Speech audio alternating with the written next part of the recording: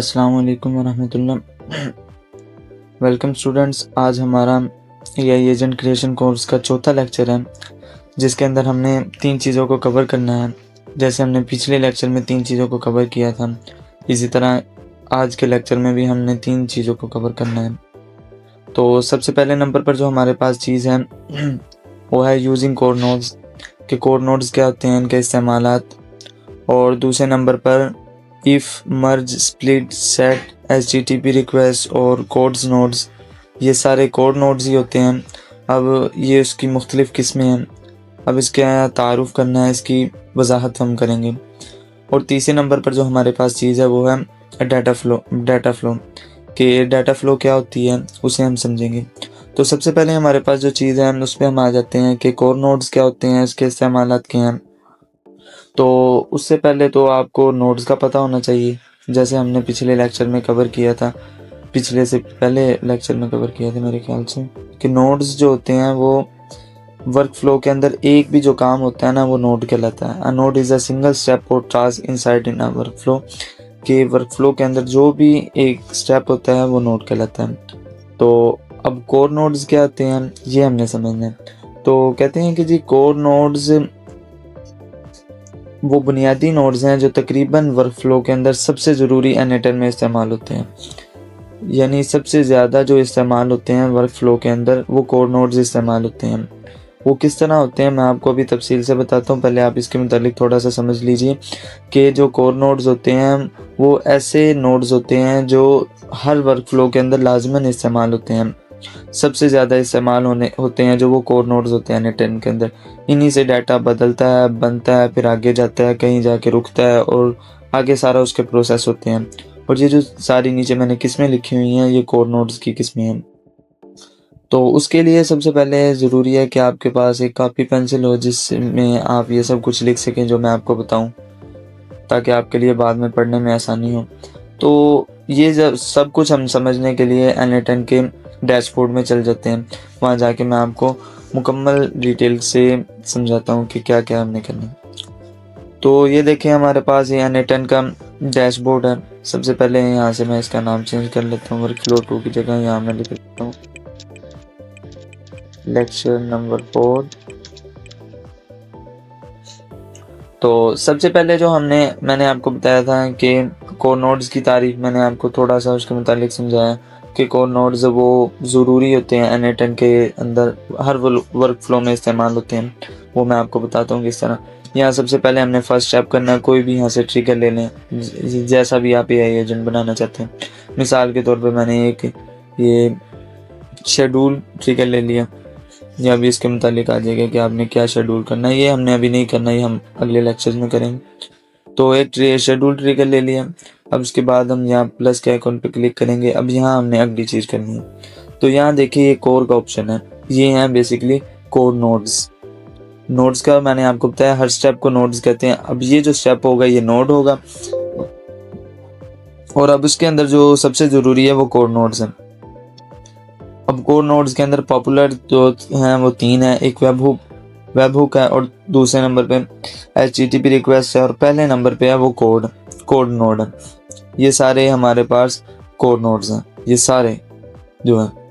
अब इनमें से जो सबसे पहले हमने कवर करना है वो है इफ़ बहुत आसान सा कोड नोड है, कि मैं आपको बताता हूँ कि किस तरह। इफ़ का माना क्या है, अगर, यानी कि समझें कि हमने एक ऐसा ही एजेंट बनाया जिसमें ये बताया जाएगा कि अगर ये होगा तो उसका अगला प्रोसेस ये होगा, और अगर ये होगा तो ये होगा। यानी मिसाल के तौर पर MCQs आप पूछ रहे हैं, अगर उसने आगे स्टूडेंट ने करेक्ट कर दिया तो आगे उसको यानी कि कॉन्ग्रेचुलेशन का ऑप्शन आ जाएगा, और अगर उसने गलत कर दिया तो आगे उसको फेल का ऑप्शन आ जाएगा, या कुछ भी ऐसे करके ऑप्शन आ जाएगा। तो इसके लिए जो इस्तेमाल होता है वो इफ़ होता है। यहाँ आपको मैं दिखाता हूँ, इफ़ लिख के ये देखें इफ़ आ गया कि या तो ये होगा या ये होगा। या आप इसका ऐसे कर सकते हैं कि अगर यूज़र की उम्र, यानी आपने कोई ऐसा एआई एजेंट बनाया जिसमें यूज़र की उम्र का होना ज़रूरी है, कि अगर यूज़र की उम्र 15 साल से ज़्यादा है तो वो आगे काम करेगा, अगर 15 साल से कम है तो वो आगे आपका एआई एजेंट नहीं चलेगा। ये इस तरह करके यहाँ वैल्यू लिखनी है। मिसाल के तौर पे यहाँ मैं लिख देता हूँ पास यहाँ लिख दिया मैंने फेल,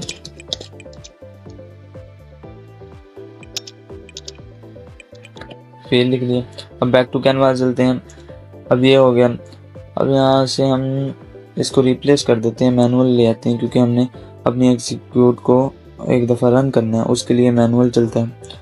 तो यहाँ एग्जीक्यूट करेंगे, ये देखें ये दोनों चल पड़े, वर्क फ्लो एग्जीक्यूटेड सक्सेसफुली।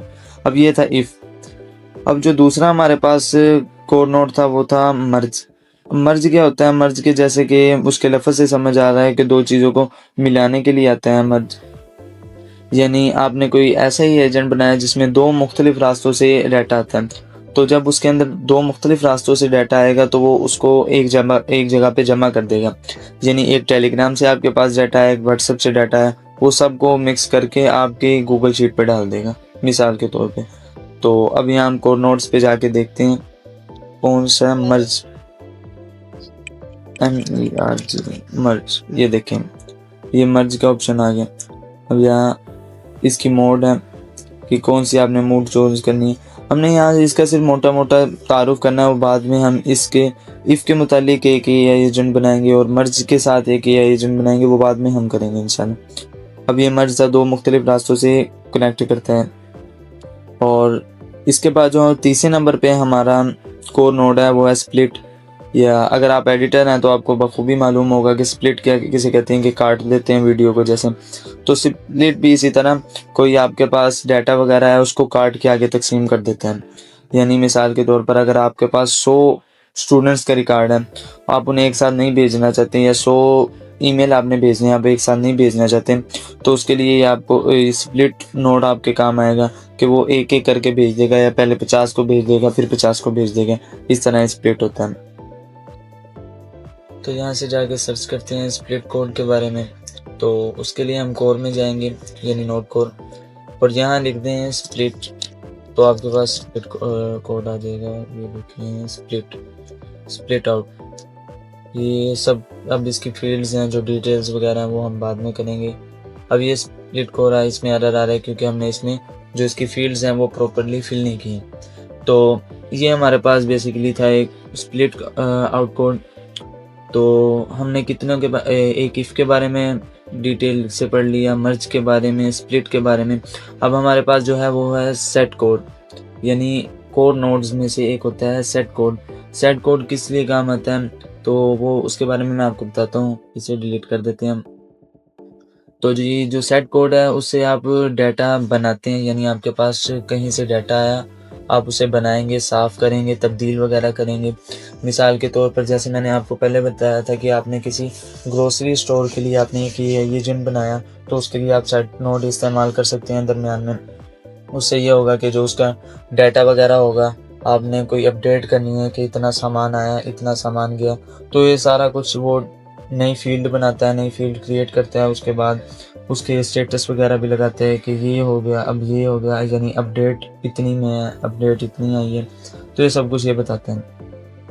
तो यहाँ हम कोड में जाके सर्च करते हैं सेट कोड।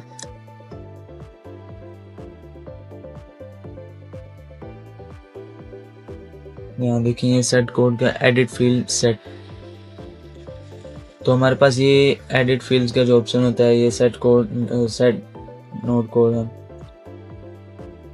तो अब उसके बाद जो हमारे पास कोड नोड है वो है HTTP रिक्वेस्ट।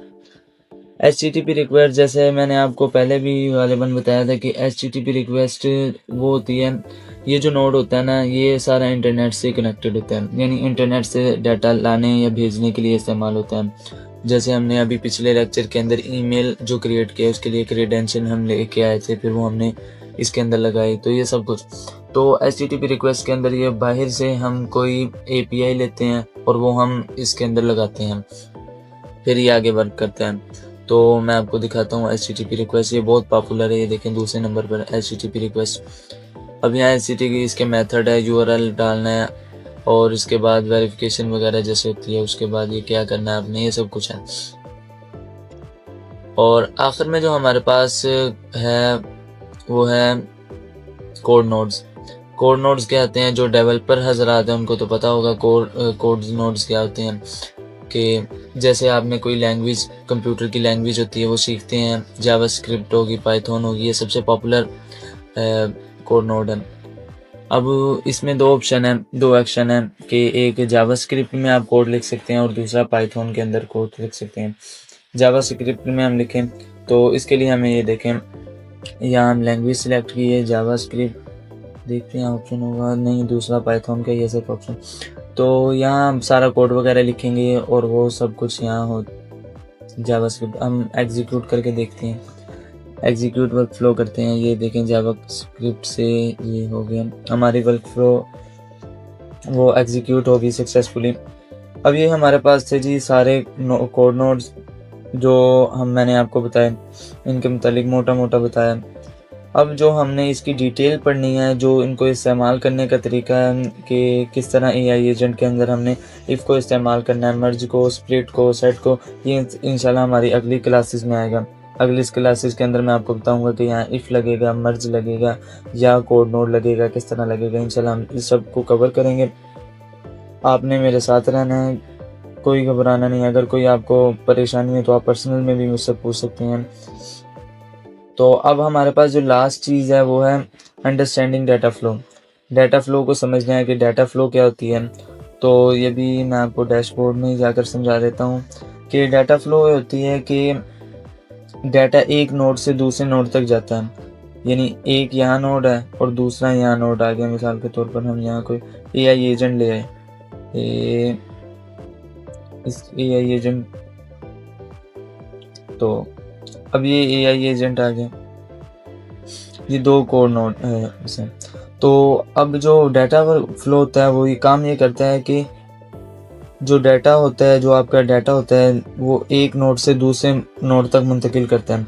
अब वो कैसे मुंतकिल होता है, कैसे बदलता है, चेक करता है उसे, फिर आगे यहाँ से फिर जो आगे प्रोसेस होता है वहाँ तक पहुँचाता है, ये सब कुछ डाटा फ्लो होता है। यानी डाटा कहाँ से आता है, कैसे गुजरता है और आखिर में कहाँ पहुँचता है, ये सारा डाटा फ्लो होता है। मिसाल के तौर पर मैं आपको इसकी थोड़ी सी वजाहत कर देता हूँ कि ट्रिगर है जो हमारे पास, इससे डाटा फ्लो जो यानी एक वर्क फ्लो शुरू हुई।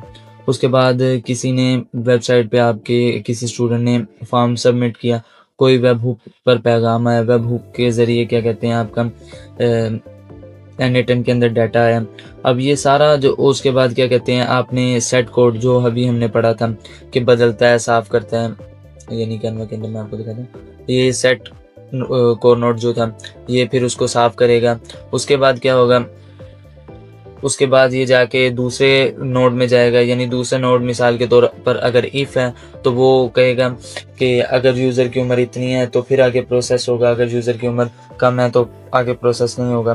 फिर उसके बाद चौथे नंबर पर HTTP रिक्वेस्ट का आ जाएगा। इस तरह करके यानी मुख्तलिफ नोड्स में ये जो सारा सफ़र है, ये सब कुछ आगे मुंतकिल होना है, क्या होना है, ये सब कुछ ये डाटा फ्लो में होता है। और उसके बाद जो फाइनल स्टेप होता है वो हमें आउटपुट की शक्ल में मिलता है, यानी जो रिज़ल्ट हमें मिलता है वो आउटपुट की शक्ल में मिलता है। तो ये था जी आज का हमारा लेक्चर, जिसके अंदर हमने 3 चीज़ों को कवर किया। सबसे पहले हमने कोड नोड्स को समझा और उसके बाद इफ़, मर्ज, स्प्लिट, ये सारे जो कोड नोड्स हैं इनकी हमने मोटी मोटी वजाहत की है। और इसके बाद तीसरे नंबर पे हमने डाटा फ्लो को समझा। आगे इनकी मुकम्मल तफसील, इनको इस्तेमाल करने का तरीका वो अगले लेक्चर में आ गया। अभी के लिए सिर्फ इतना ही।